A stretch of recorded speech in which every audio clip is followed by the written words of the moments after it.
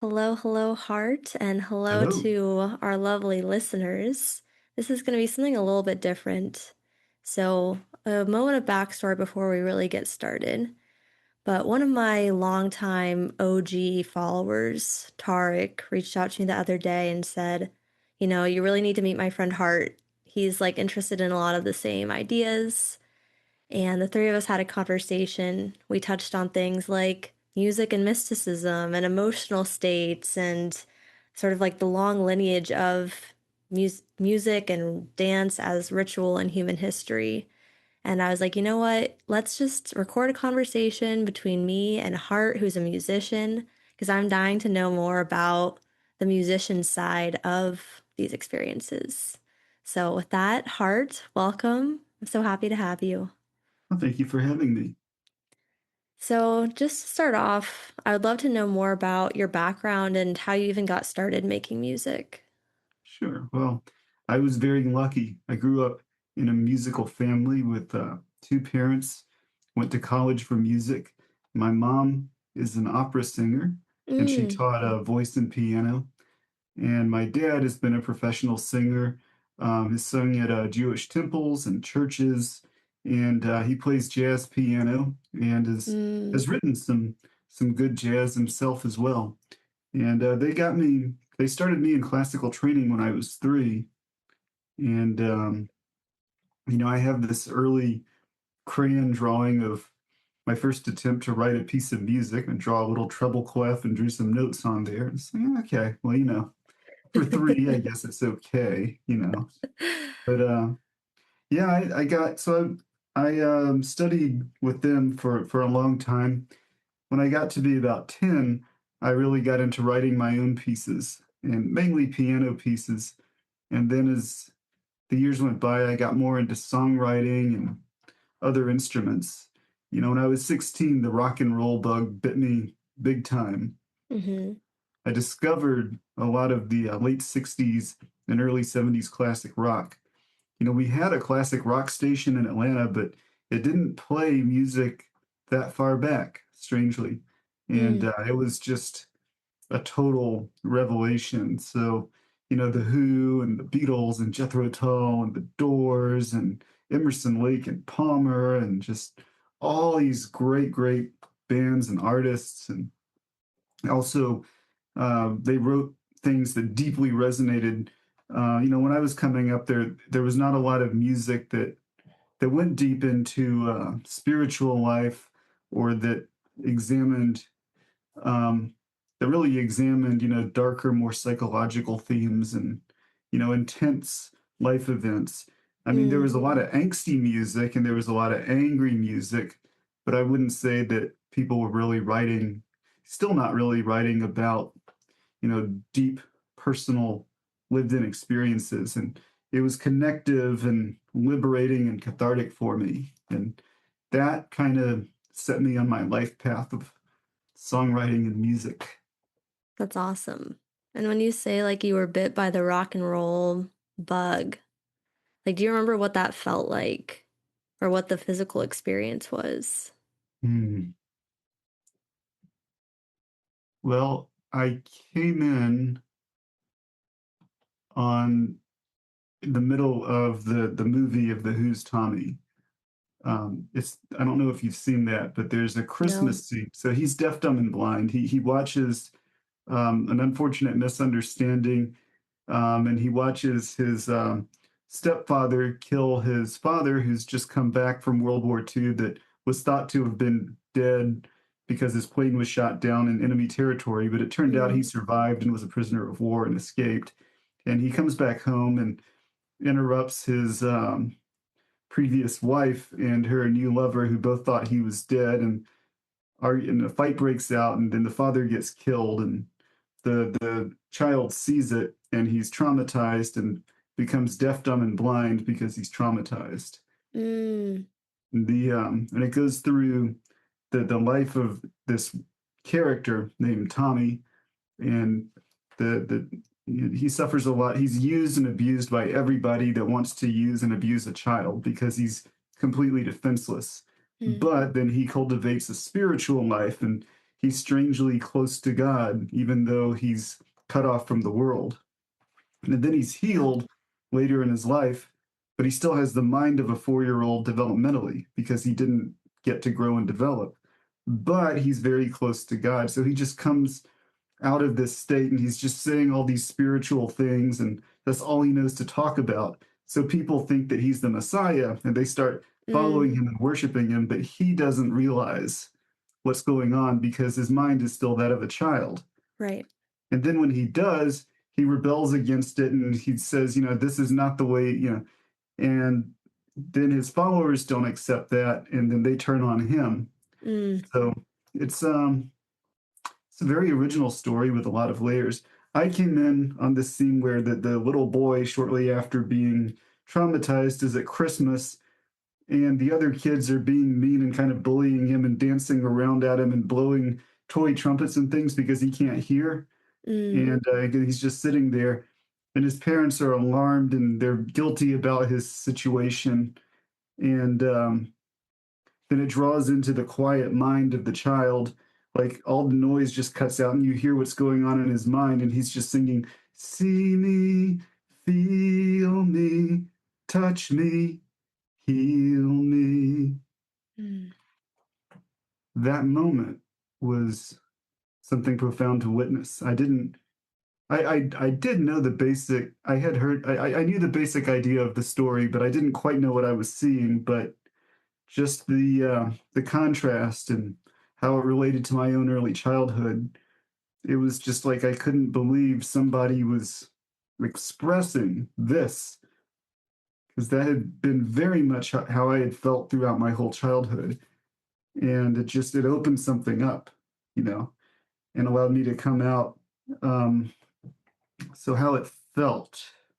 It was like recognizing yourself in like something else, basically. Like you saw that and you're like, oh, that's what I experienced in some way. Realizing that I wasn't completely alone in how I experienced the world, Yeah. and the desire to come out and connect more and express more, and and then realizing that I could say more as well. Mm. And I interrupted you. You were about to say how it felt. No, I was searching for it. I don't think you interrupted me.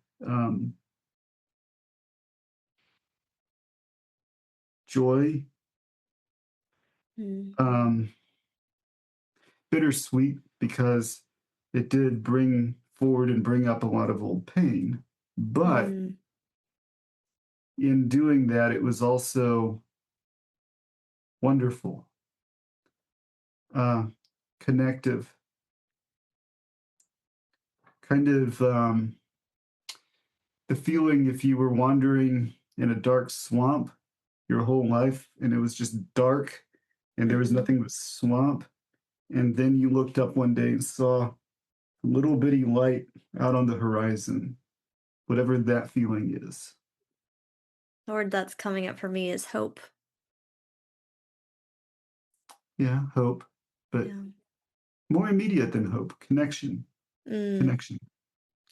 I like it.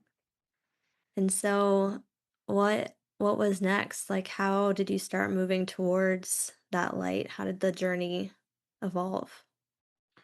I was naturally compelled to seek more music from, especially from that time period. And I was also flooded with lots of expression and lots of things to say. So I was Mm. really, and I never limited myself to one genre of music. And so I started listening to more of everything, and more things from that time period would hit the hardest and hit the deepest. There's something about me that's very much like a late 60s Londoner. That doesn't make much sense, but it's true. But yeah, there is. And, I got into a lot of jazz and even more classical and more experimental music and electronic music and, a bit of everything. And, since I was 16, I was trying to form bands and get something going. And, shortly after I graduated college, I started, I just started working in a studio to record a proper album. And Tarek, our friend Tarek, came in and collaborated with me on that. He played drums, and he is something very special as a drummer that I still haven't quite run into anywhere else.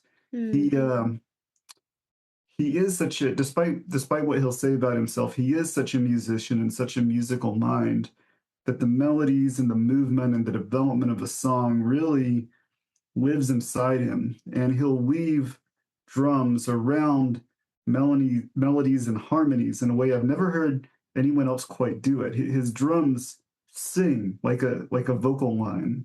Hmm. So we got to record an album together, and as you remember from our call last week, we're hoping to do some more things together soon. And but then Tarek moved around to different parts of the country, and he had his life, and I was trying to get bands going locally. So Yeah. we've been each doing our own things for a lot of years. But yeah, but we've never been we've always been in touch, and we've even when we've been far apart in distance and activities, we've never been that far apart. Yeah, it's awesome to have those friendships and those artistic connections that last time. They stand the test of time and space, you know. So that's very Yeah. cool. And okay, so start working on music after college, recording, trying to get bands together. How Mhm. did that go? How has that evolved over the rest of your life? Long and a lot. Um, I've been in a lot of different bands. Some people around Atlanta have been recognizing me for some work I did a few years ago with a band called Toxic Foxtrot, which unfortunately did not last and dissolve. And for some years, my main creative outlet has been the band Soulfire, which I've also gotten to work with just other great people. And I was on WREK, which is a college FM radio station, 91.1 FM, for several years. And I did specialty shows, and I played, also did some things in the rock rotation and interviewed some musicians. And um, yeah, so I'd say if anybody, uh, if anybody knows of me, it's either through what I did with Toxic Foxtrot or it's from my time on FM radio primarily. I mean, some people know me as a solo artist and things like that, but I'd say mainly it's those two things. And I want to ask more about your creative process and the process of like expression. Um, this is a broad question, but like, what is that like for you? Like, how do ideas come? How do you move ideas into reality? What's that been like? I'm smiling because that reminds me of my favorite comedian, Norm Macdonald. He had a talk show, and he just to drive people crazy, whenever he had another comedian on there, he had this sidekick, and he'd always get the sidekick to ask, "Where do you get your ideas from?" Mm. Because whoever he asks is always like, "That's your question? Where do I get my ideas from?" But it's an interesting question. Um, Quite varied. I don't think I have one set creative process, but um, compared to other songwriters, I think I do tend to go in a bit more deliberately. Because a lot of times I hear songwriters say like, "Oh, I don't know, I just start, making sounds and what comes out of it, and I don't know what it means necessarily. It doesn't necessarily mean anything." I've never been that. Yeah. I've always got a story I'm trying to tell, or sometimes a message. Mm. I listen to a lot of 60s stuff, so I can be preachy once in a while, Yeah. or I'm trying to convey a certain state of consciousness or awareness. I'm at least trying to express an emotion that I might be something people don't get to vibe with often, you know. And Yeah. I kind of know what I'm going for, and I enjoy the crafting process. I enjoy taking pieces and putting them together. I enjoy going back over it and changing some words around here, playing this part a little bit differently, stretching this part a little bit, moving these parts around, and just and then of course it's very subjective, and just doing that, and each step doing something that I'm like, oh yeah, I like that. Ooh, Mm. I like that. And I guess what I have in common with a lot of songwriters is that I'm ultimately trying to create something where it's like, oh, I want to hear that. This is what if I'm going out and I'm listening to music, this is what I like to hear. So I try to do what I would like to hear, which is not a good way to break into the top 40 charts unless you are an extremely normal person, which very few artists are. True. And so it sounds like you essentially start with an idea of like a story that you want to tell or a message that you want to convey, or you said, I think, a state of consciousness that you want to convey. And then you start sort of piecing things together and see what you like, see what you don't like. Um, and I'm curious too about the state of consciousness aspect. And for that, how do you know when you've done it? Like, are you getting into that state yourself listening to the music and that's how you know? Or how does that work for you? I guess there's like a feedback loop, getting into the music conjures emotions, but also emotions conjure the music, you Mm-hmm. know, and it's an intuitive process, like, all right, so I don't know if you'll be able to hear this, but we'll try it. Sure. If Zoom doesn't filter out the non-talking parts, but, just something as simple as, to a lot of people, a major chord, is that Mm-hmm. sounds like happy to a lot of people. And then to a lot of people, a minor chord, sounds a little darker, Yeah. and why does one sound brighter and happier and one sound darker? I mean, yeah, there's theories in terms of how the harmonics relate in the overtone series, the overtones and the undertones. And indeed, a major chord makes the overtones resonate, and a minor chord makes the undertones resonate more. And Mm. perhaps the unconscious picks up on that and interprets it as something lifting or something descending, but I don't think anybody really knows. Yeah, that's my understanding as well. And like across cultures, the interpretation can be a little bit different too. So there's Yeah. definitely some aspect of it that seems to be built on association. Like you associate the major chord with happy because it's been used that way over and over in life. I've heard that.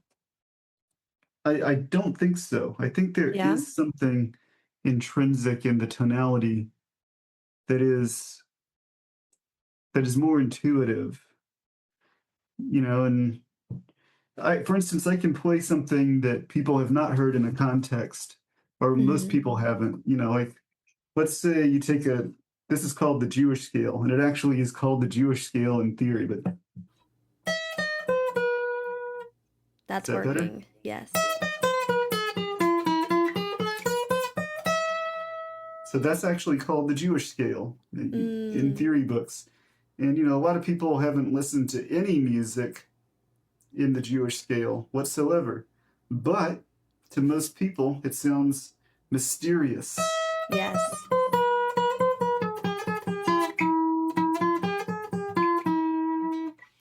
and it sounds whimsically like something calling from beyond. And Yep. people pick up on that even if they've never heard it before. And I believe that's true of a lot of the chords and the scales and the emotions we associate with them. I it would logically make more sense if it was all associative, Hmm. like poetry and language. But language has a musical aspect.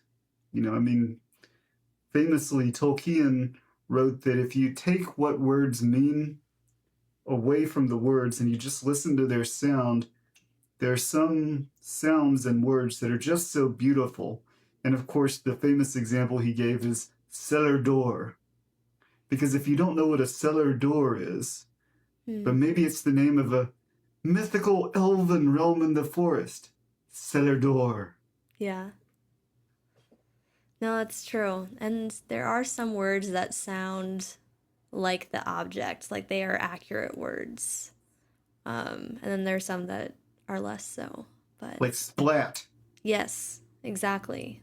That word matches the definition of the word. Yes. And But somewhat in some in other languages, like water to me doesn't seem very watery, but aqua does. exactly. Agua, aqua. Yeah. Yeah. And we had been talking about the emotion and creating sort of an emotional state. How much do you think about like the journey of the emotion throughout a song? Because like obviously you can say like, oh, a happy song or a sad song, but a lot of songs have like a wave to them. Yeah, yeah, quite a bit. I am, I understand this is unusual, but I'm quite deliberate about that. I I know where I want the song to go, and I know what order and what progression I want it to go in. Mm-hmm. Sometimes I do, I mean, a lot of times I will daydream a certain sound, or I'll just sort of daydreamily make up musical sounds in my head, and then I'll be like, oh, I want to hear that in real life. And I'll pick it out on an instrument, sing it, whatever it may be, and it'll sort of suggest a story or an emotion, and it'll build from there. Mm-hmm. I'd say that happens at least as often as I'm like, okay, I've got a good idea for a song, and I'm just gonna start from whole cloth, you know. Yeah. Sometimes I've dreamed something and then woken up and been like, that would be, oh, I'm gonna actually play that. It sounds nice. How often does that happen? 5% of the time. And that's pretty good. I feel like that's a reasonable percentage. If it gets Yeah, too high, then we're just always dreaming or relying on the dreams. it's true. But Well, I mean, when you dance, but you don't, you said, you told me before on our previous call, you don't yeah. do a lot of choreography. You don't sit there and plan out a dance. It is all just flow and it is all, like in music, the equivalent would be jamming. It's Yes. improvisational. Yes. Yeah. I don't do any choreography at this stage of my life. It's all just improv and flow. So, but that actually reminds me of another thing I wanted to ask you about, which is flow, especially when you're in a band context where there's improv involved. How has that worked for you, or what's that like? Yeah, improvisation and jamming. Um, yeah, that is a great time when it really clicks the way it can. It is a time of great magic Mm, because you do somehow sync up with the other people to where, I mean, you can. It's not at all guaranteed, but you yeah. can, with the right people at the right time in the right place, you can sync up and get to where you kind of know even the right turns that people are going to make, things you sort of all know the music is going there. And you can even change on a dime together in ways that later you go back and try to unpack it and say, well, who was really leading that? And no Mm, one's even sure. I know you do a lot of energy work and, and physical, energetic things and with breathing and so forth. yeah. Have you ever done some of the what here in the West we call white tantra, where you have a partner and you'll do something as simple as you put your hands together. And the rule is, have you done this one? That you want to No. keep your hands together, you want to move together, and you don't want to pull apart, and you don't want to push against each other. You want to keep them exactly in sync. So what Hmm. you can do this with your partner, and I'm gonna try. Yeah. it's a very special thing to experience because you start out just with one person leading, and Yeah. then after a minute or so you say, okay, now we'll switch and I'll lead and you follow, and then you change it up and say, all right, just at any point either of us can switch and take the lead. Mm-hmm. And for quite a while, I'd say 15 or 20 minutes, like you'll know it'll be a very conscious process where you're like, okay, I'm going to lead. Oh, okay, I think you want to, Mm-hmm. which is, it's like partner dancing in that sense. Good partner dancing is very much, feeling the other person's give and take and the very subtle intercommunication. But Yeah. you reach this beautiful point eventually where you're moving together and you're making changes together and you both know exactly what those are and Mm-hmm. you unify and it's neither of you in particular and it kind of creates a shared conscious space. Yeah. And I've not done that practice before, and I'm going to try it. But what I remembered when you were telling that's or talking about it was I remember being at a music festival with one of my good friends, and she and I grew up doing ballet together. And so we've danced together. We spent hours of our lives dancing together already. But it was one of the first times that we were at a festival, just the two of us. And like feeling that when the two of us were dancing, especially if we were facing each other, just being able to like mirror and like pick up on the vibe and yeah, exactly what you're talking about, which is like you move together, you take an unexpected turn, but you do it sort of at the same time. And yeah, very cool experience. So, And as a ballet dancer, you're very familiar with the structured approach then and the mhm, choreographed, the very set, very deliberate approach. And it sounds like you grew up in that and now you're into the more of the moment because of that magic, because of that inexplicable connective magic. exactly. And it's cool that that is similar to like what it can feel like playing music with other people. That does like make sense to me. Yeah, yeah. Yeah. I mean, dancing is very musical. Mhm. Yeah, there's definitely something about music that I always like kind of circle around because like when we talk about things like shared consciousness or you start getting into more unexplainable things like taking a turn together without really knowing why. Yeah. Music seems to have something to do with it, but I don't really know why. Do you have any theories? Hmm. How does that function? Well, this may get a little bit woo-woo for some people, but in I my believe in a little opinion, woo woo. hmm, I believe in a little woo woo. I believe in a little woo-woo. In, in my opinion, mind is not as atomized and insular, and one thing here, one thing there. I don't think we're like isolated ping pong balls floating in our own little spheres in this big soup. I Mm, mean, we are that too. We definitely are individuals, but I believe there is mind that is shared. Then I think that on some level, even like in the level of consciousness in the realm of experience, there's overlap and there's a shared space. Um, just through my own spiritual work and experience, um, I'm saying because I'm trying to condense, not go off on something. yeah. As I've experienced it,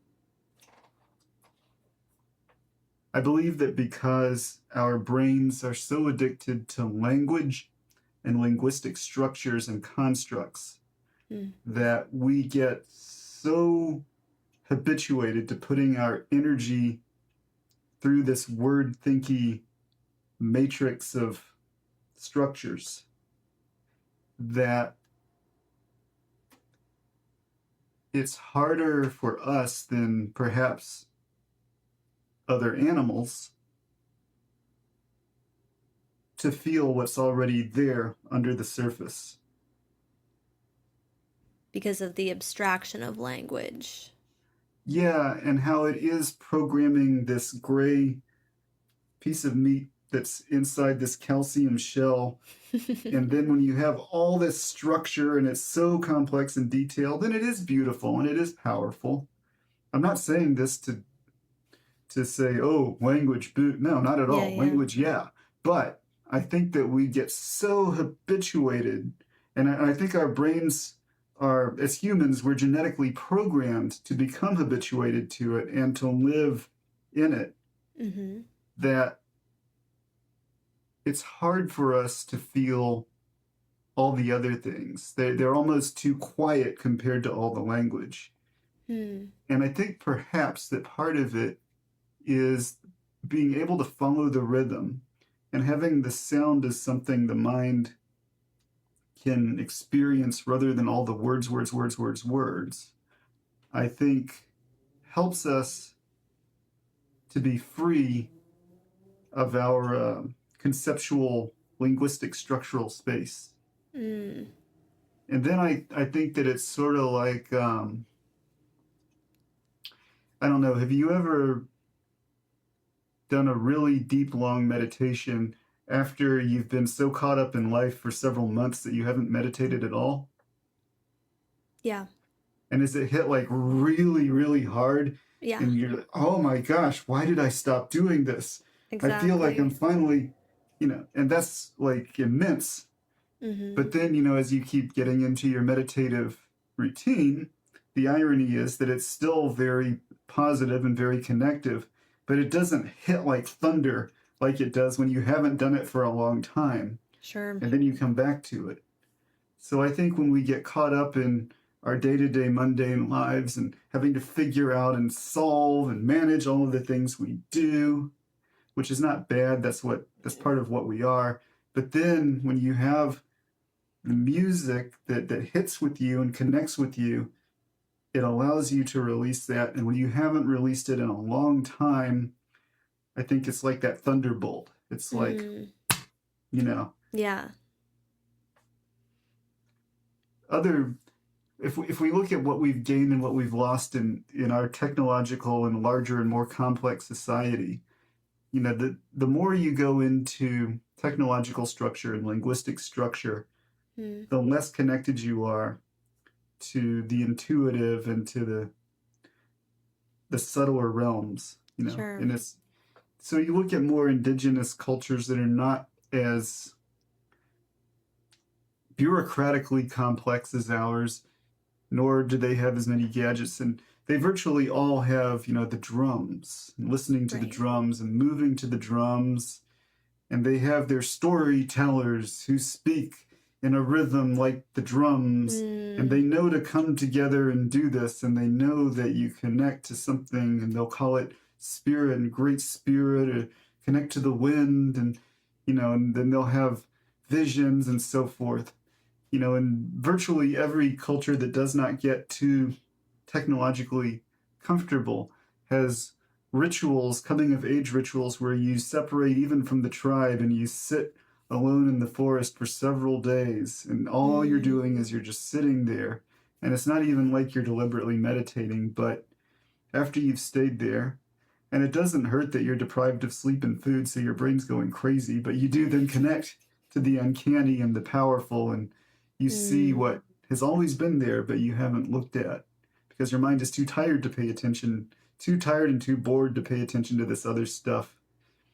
And we lose out on the value of what you can get from just getting so bored you go crazy. Like there's a flip side to it that can be very profound and beautiful.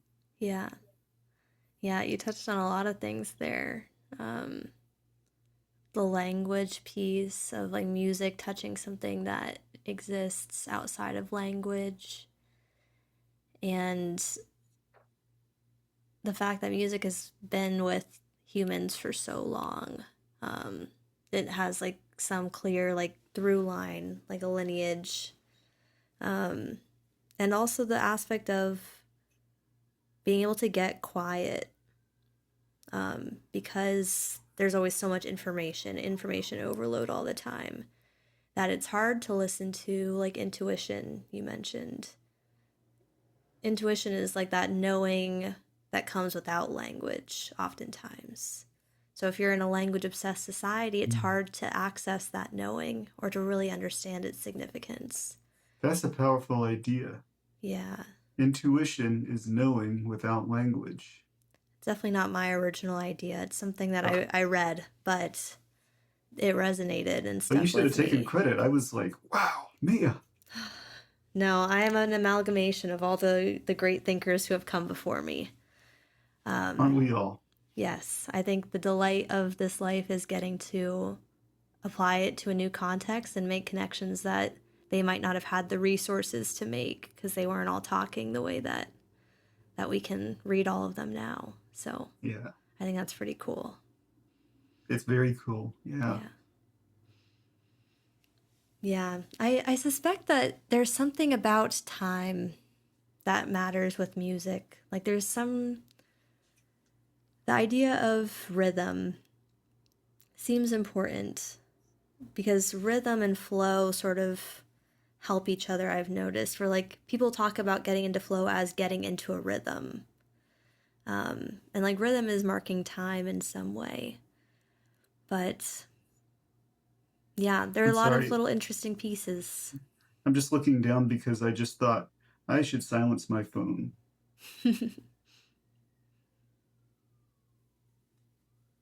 All good. Sorry about that. No, Yes. no problem. Yes, I should silence that noise so that the rhythm. I know, and now of course I hear sirens in the distance, but that's okay. Yeah, yeah. Tell them to have less emergencies. I know. You can't be interrupting my rhythm. Yeah, yeah.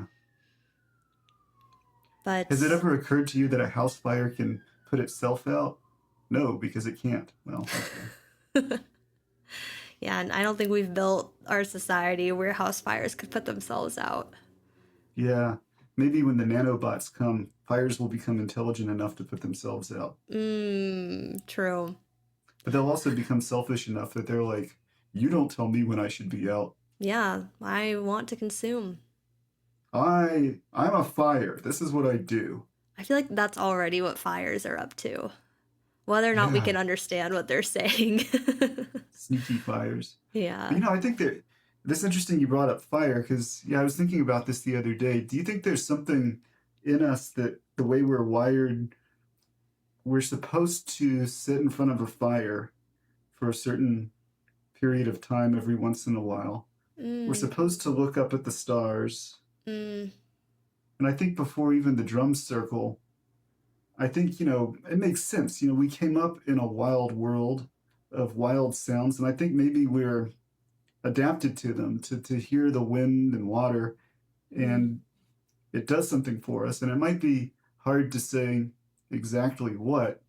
I guess the selling point is it's real pleasant to listen to water and wind and sit in front of a fire, but it might do more than that. It might help us to connect to things that are harder to describe. Yeah, that's interesting and not something I've thought about.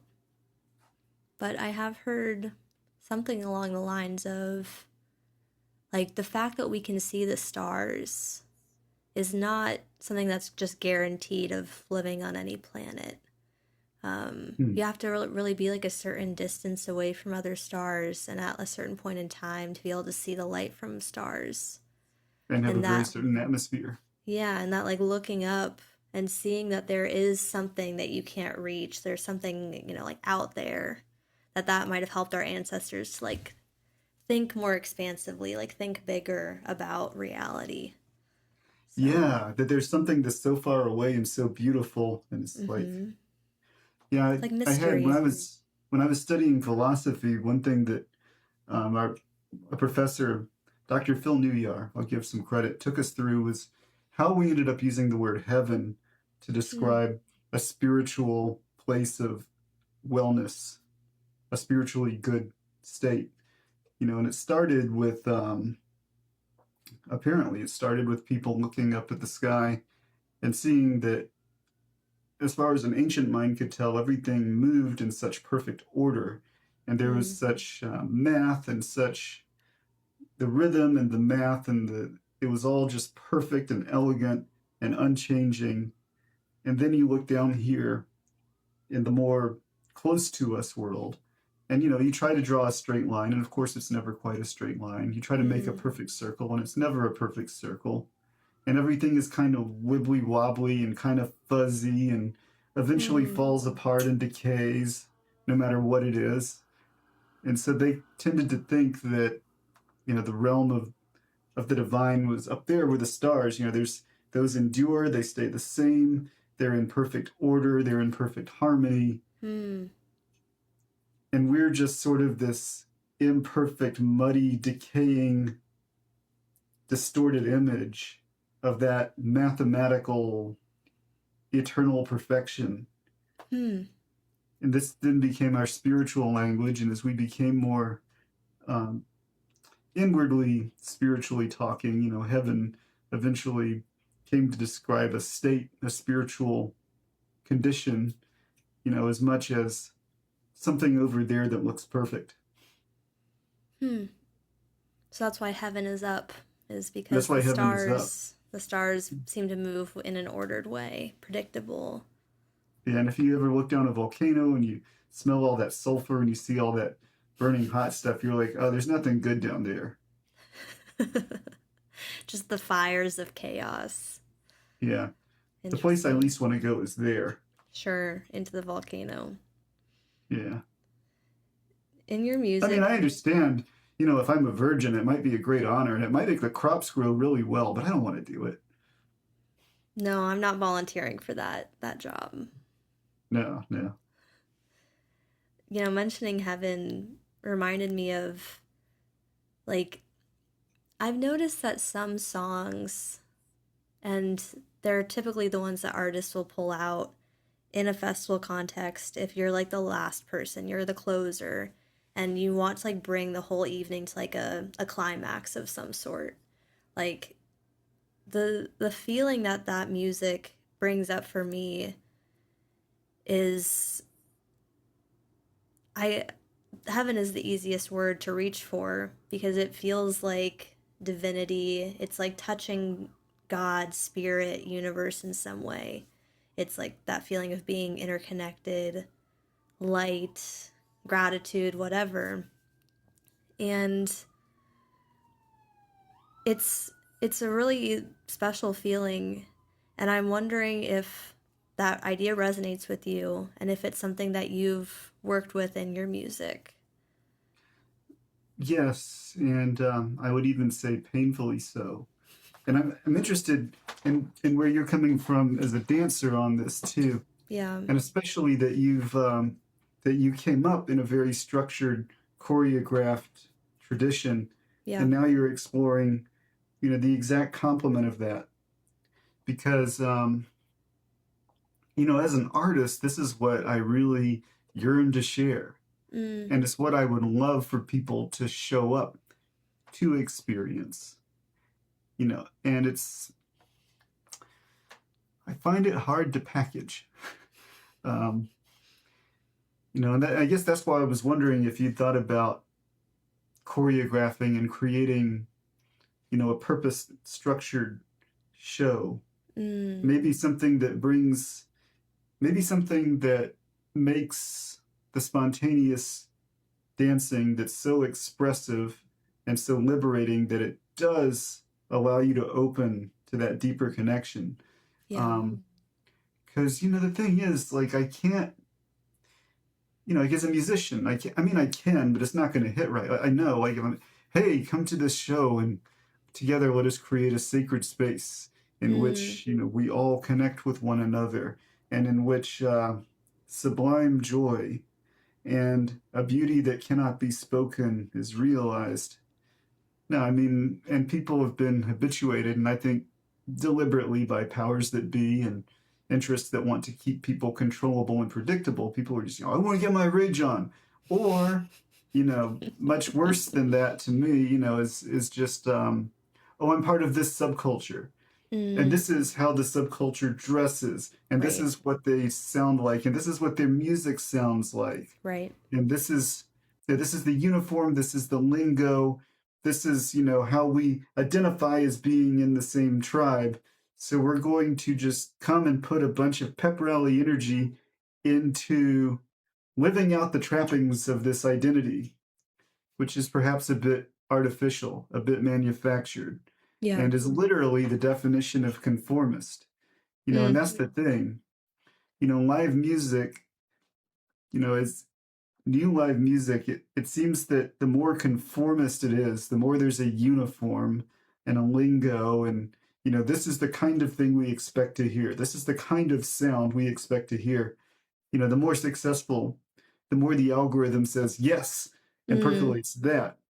And people don't even have a sense to show up to be surprised or like, oh, I don't know what I'm going to hear. Oh, Mm. this is just, I'm here to be taken on by surprise. People have lost the joy of wonder and surprise. So, and you go back to the 60s, when people go to hear Hendrix or Pink Floyd, it's because what is it? We've just heard this is just Mm. something astounding, something new, something, like we're going because we don't know what this is. We've heard it's like from another world. Yeah. People don't show up for that now. Interesting. And I will push back on that a little because I think at least in the EDM scene, there are artists who have been pushing that boundary. Like Skrillex is a great example where he Skrillex, interesting. yeah, where he like invented in a lot of ways modern bass music. And at the beginning people were like, "What is this?" Of course, pop culture says this is demonic, whatever. Lots of like scare tactics around it. And this is before my time, so I'm basically telling a retelling of this story and can't do it with a lot of detail. In the But what days I of old, there was a understand, Skrillex. once upon a time, there's this man named Skrillex, and he changed the scene forever. But one person who I have gotten to see do this in real time is Subtronics, who Yeah, I've and written a good amount about. Um, you've written some fascinating thing about subtronics to where it's like I read that and it's like, oh man, I gotta go you check this out. should, if Yeah. you have the opportunity, because I do think that he has created something completely new and different, and it's in the realm of dubstep, it's in the realm of bass music, but there is this like metaphysical, conceptual space to his work that I think is really fascinating. Um, but yeah, so I do think there are people who are doing new things, who are doing interesting things. But a lot of artists I've found are not willing to like just say that out loud. They don't market themselves that way. They fall into sort of what you're saying of marketing yourself as like, let's get our rage on, or it's going to be like love music, music about romance, music about love, um, or just like music that's going to make you want to party, or to your Yeah, if point, it's like the about love, sex, conformity. or food. Yeah. Yeah, yeah, and like those are things that sell, yeah, so that's why there's so much music about romantic love and there's so much music about sex. But a lot of the time, deeper music is hiding beneath those themes, or coming from artists who are not necessarily approaching it that way. Hmm. Um, and that is one thing that I love about Subtronics is that some of his albums are themed around like concepts in physics. He Huh. has what I consider his masterwork, Tesseract, which the Tesseract is like a four-dimensional object. And some of his music is sort of conveying that concept of like, what does it mean for there to be like a fourth dimension? And I don't know if I'm making any sense, but it's sort of the idea of like music can convey emotion, but music can also convey ideas Yeah. and like a level of consciousness that's hard to explain in words. Does he do this all with sound, or are there also words? I don't even know that. It's mostly sound, but he does have some songs with like lyrics. And he works with some really amazing visual artists as well, who will do like visuals for his shows. But I'm an eyes closed dancer, so I miss all of that. Um, Yeah. Hmm. Well, you should record it and then you go back and look at the visual and I you're like, need oh to. Full man, I could have story. seen that in real life. Yeah. Yeah. Well, yeah, there's it's interesting because I saw last Thursday I got to see the Doobie Brothers in Santana. They Mm. played right down the street from me. It was amazing, and I ended up on my phone recording, several things Santana did, and I noticed, all right, once I get my phone in place, I really need to look away from my phone so that I'm present for this actual event of Mm. Santana playing right in front of me, and I'm not watching my phone tell me the story of Santana playing. Yeah. Yeah, that's another very hot topic in live music is phone use. And Yeah, I think what you described is the main conflict, which is can I record something for my memories while also being present? yeah, And I think it's easier said than done. easier. Yeah, definitely easier said than done. Yeah. And it's just difficult too as an artist because, I kind of want to encourage people to put their phones away, Mm-hmm. but that doesn't fly. Yeah. Yeah. I've gotten some flack on the interwebs for basically saying like when your favorite artist plays your favorite song, don't grab your phone. Like Right, live in right. the moment. That's the time when you should absolutely be living in the moment. Record it with this and this Record and it with this. this guy. Yeah, with your body and let that sink in. But yeah, I will say I'm not a purist. I am not like a no phones ever person. I don't think that's super realistic. There should just be times and places for it in the show. Yeah. I have some ideas as to how to take control of that stealthily without people Mm, realizing that I am, but I'm not going to say them here. But okay. we'll see if they work. Yeah, try some things out and then report back. Maybe Yes. you can share some best practices.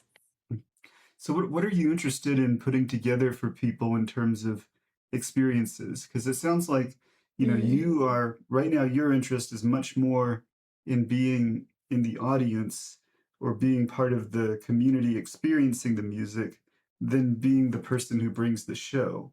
But mm. are you thinking of producing events out where you are at all, or are you more just trying to bring people ideas and get them to share where this hits, so that to see what comes out of it on like what is your activity that you want to do? Yeah, that's a good question. I feel like up until last year, my role was very much in the interpretation business, where I was having these experiences out on the dance floor where like my life was changing because of this. And I would go online and like read Reddit posts, read Instagram posts, whatever. And it doesn't feel like people were talking about it in that way. Hmm. It was very surface level of like, I love this artist, I love this music, this is so fun, this festival, this is the outfit I'm gonna wear, whatever, just very like surface level. But I started talking more honestly with friends about what I had experienced and found out that like I'm not the only one, not even close. And so started like sharing basically for myself of like what kind of content would I have wanted to see a year ago? Like what would actually represent what I was experiencing and help me feel seen. And I do still find that very satisfying. And I love getting those messages of people saying like this made me feel seen, this made me cry, whatever, because it's touching something very real. And I think that that needs to be respected. And I think the next step that I've sort of been stepping into is adding to the festival experience through like these breathwork experiences that I've been putting together. Um, for example, I did a workshop at Electric Forest a couple weeks ago on the last day of the festival where it was called restorative breathwork. And you use the melodic breathing, breathing to music to sort of get into that state of like the meditative state, peace, not a lot of thoughts going on in there. And then from that space, I ask a couple questions, or I ask you to visualize, like visualize a future where you are showing up for your life the way that you show up at this festival.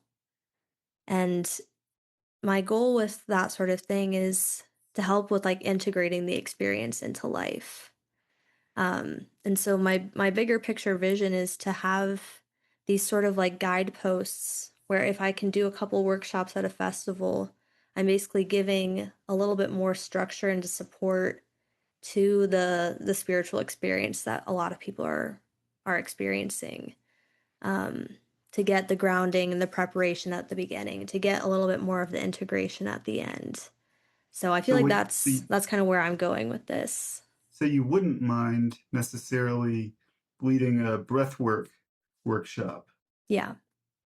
Okay, Yeah. interesting. And And breath maybe work is you really can, cool. So there could yeah. definitely be more to come there. Well, yeah, we talked about that on our previous call, that Yeah. gosh, just by doing the right breath work, and I know, you come from, I do a fair amount of prana yoga and things like Mhm. that, and you do some similar things. But yeah, just the right breath work, you can go some places, and you can certainly have some healing experiences. You can certainly take your mind to a Yeah. much better place. And really anything's possible. That's one thing as a musician that's interesting is creating a live music experience where you somehow do get the audience to breathe along with the music. Or Mhm. maybe you throw in some, you know what binaural audio is, where it goes back Yeah. and forth so quickly that you can't consciously track it, but your brain can, and it Mhm. actually helps your brain move to a deeper state. Throwing that into a show without announcing it, without telling people to do anything, Yeah. even though you know how people love to be told what to do. No, but sneak it in there. You get it so they're participating in it without necessarily having been told to. Is this Mhm. something I'm very interested in? And breath work would be very, very powerful to do that with. Yeah. And it's always possible to make a suggestion like, hey, see what happens if you breathe with the rhythm of this song and just see what happens. Just give it a try. Just Yeah. see if you like it. But even something like that um, can come off as very pompous and very unwelcome and very like guru-ish in a very unappealing way, if you know what I mean. But I don't know if Yeah. so. It's difficult, like how to suggest it, but keep it fun and keep it not sounding too pompous. Yeah. And the interesting thing with the breath is that people are already subconsciously changing their breath with the music. Like if they're really present, they're really in it. I remember I listened to a podcast a while ago about some of the theories and science around like why music changes our emotional state. And the big takeaway for me was that one of the mechanisms is that music changes the way that you're breathing, and the way that you're breathing then triggers the emotional state. So it's like anything that you're doing with music is already working with the breath in some way. Just most people don't realize it. Yeah, yeah, that's a really good point because sometimes if you're working on a piece of music that has a really difficult time signature or has a very difficult change, if you remind the people that you're collaborating with to, exhale or inhale at a certain specific point, it makes Mhm. it much, much easier to follow that rhythm or follow that change. Yeah. And like a common thing for a listener is like holding your breath on a build and exhaling on a drop. Yeah. That's like subconsciously people are doing that all the time with your music. Yeah. And see, that's something that I think is in the art of songwriting that was known back in the day. that we've Mm, really lost for, I'd say, like since the 90s, which is the deliberate cycles and build of tension and release, building sure. things up and then letting them release and Yeah, yeah, building yeah. them up. And, but it's just more for a long time across different genres, everything has become so much about just hit the groove and stay in the groove. Mm, like slow It's and very steady. static. Yeah. Yeah.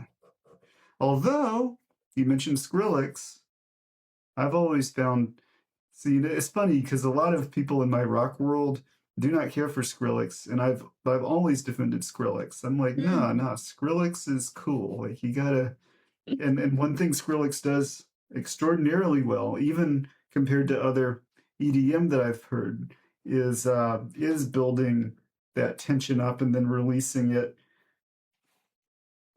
yeah. Very, very good at that. Yeah. And that's what a lot of like bass music relies on is like that pattern of build and drop and build and drop and lots of like waves, you know? Whereas I feel like some house music can be a little bit more like, we're just gonna be here. We're gonna be here for 15 minutes doing the same Exactly. thing. Yeah. Exactly. Yeah. And Yeah. like that can be something different of like maybe being more in like a trance type state. But yeah, I'd have to think more about that. Well, and as an illustration of the difficulty. So you listen to, and I've made some electronic music myself, and Yeah. I'm not as, I am so ignorant of what's out there in EDM that to even say I'm not schooled on it as I should be makes it sound like I'm more acquainted than I am. But like I need to do a shallow dive before I can do a deep dive. Yeah. But there are things I hear that I love quite a lot. And when you and I've been to events like we have this thing here called the Kingdom Rave in Atlanta that happens Mm, about once a month. Actually, I'm not sure if it still does in the post-COVID era, but mm. it did. And you hear some exciting things there. And live, you'll hear the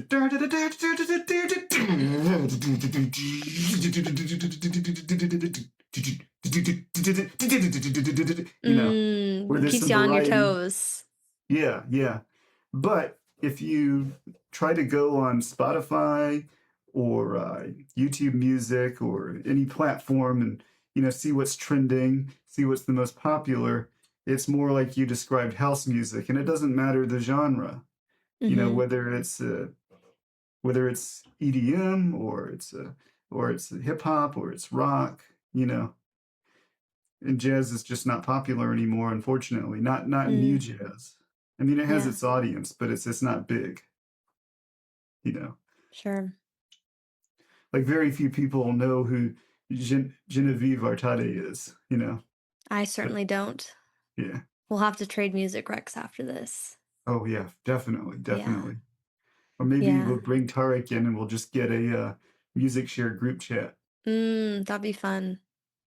Yeah. Yeah, we'll Tarek do has a introduced me playlist. to some of the most mind-blowing stuff I've ever heard. He is a wealth of music knowledge. I love it. Well, what we'll do, now I'm inspired.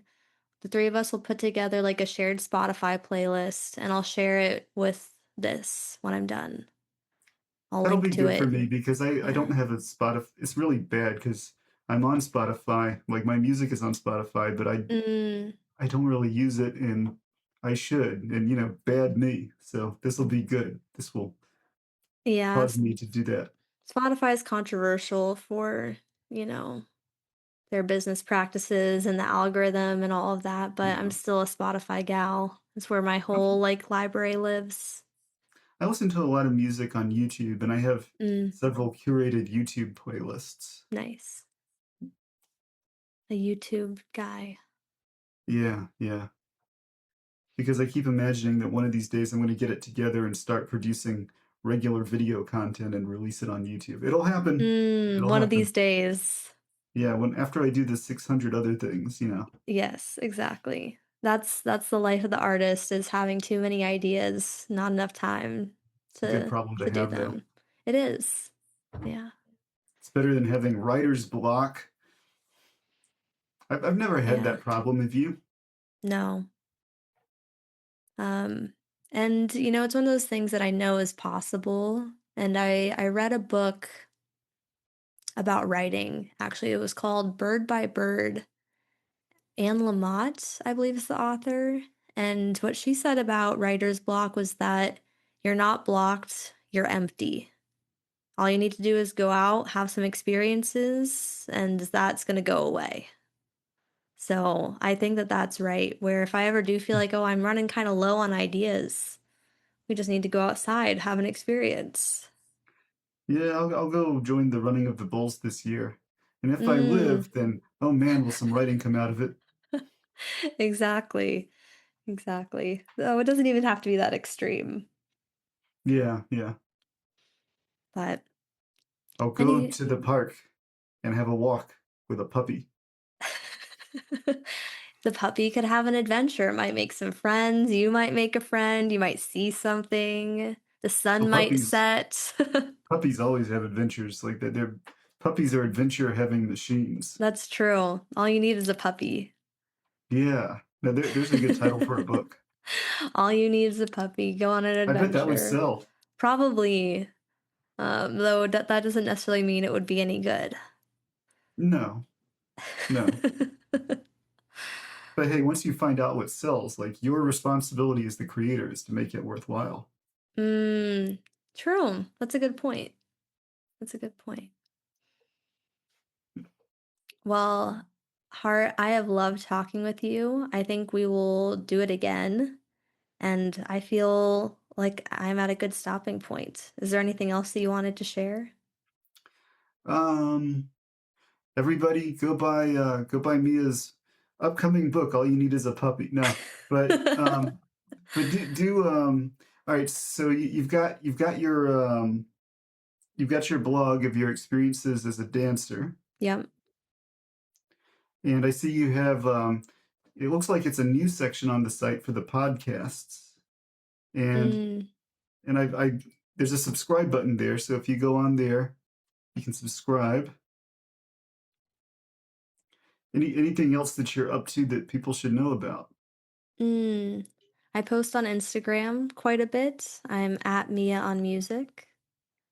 At Mia That's, on Music. yeah, that's really it. What about you, Hart? How can people get in contact with you? Oh gosh, I am so Or listen to your I'm at such a music point of or not. I've taken down most of my online presence because I'm mm, too self-critical. But yeah, I mean, I would just say, look for me on Facebook, and I've got an artist page there that I will start regularly interacting with. And anyone who's interested, I can guide to other little nooks and crannies where some of my music. I've got some stuff. Yeah. So on YouTube, search for Hart Deer. You see my name there, mm-hmm, hopefully in this recording, HartDeer, Pie mm-hmm. of Happiness. Pie of It's a happiness. music video that I released in early 2020, and then several tragic things happened. Mm, One of which was COVID, and another was the producer of that video tragically and unexpectedly passed away. mm, And it was very important to him to get it out there too. And I need to get that out there. So that I'd say that, yeah, please go to YouTube, search for Hart Deer Pie of Happiness, give it a look, and if you like it, share it with everyone you know and make them watch it. I'm gonna have to do that right after we get off this call. Oh, Heart thank you. Deer, Pie of Happiness. Yes. Beautiful. Well, this has been a beautiful podcast, and I want to see a lot of your podcasts coming up. I went to look for your podcasts, including on the website, and I could not find them. Where do I need to look? This is really my first time doing like a long conversation like this. Really? Yeah, I've had the idea to take all of my like recordings, voiceovers of the blog posts and just have that be like the podcast. Um, But yeah, so I'll definitely have that here, and I just have some back end stuff probably to get those recordings somewhere all together. But You do this so naturally. You feel like I thought you must be like a very long veteran at doing this because you do it so naturally and you're so good at keeping the conversation on track and keeping the energy going and just all the subtle, all the intuitive things. Yeah, you're mm, quite a natural at this. thank you, Hart. I appreciate that. Maybe I'll keep going. Absolutely. Please do. Brilliant. Well, you've been an amazing guest, and I knew that we would have a lot to talk about, so made it easy on me. Oh, and likewise, maybe the best podcast host I shouldn't say that because now all the other podcast hosts are going to feel bad. One of the best. One of the I'm best. up there. Yes. Brilliant. Well, with that, I will end the recording. Goodbye, lovely listener. Thank you so much for being here, and I will see you again.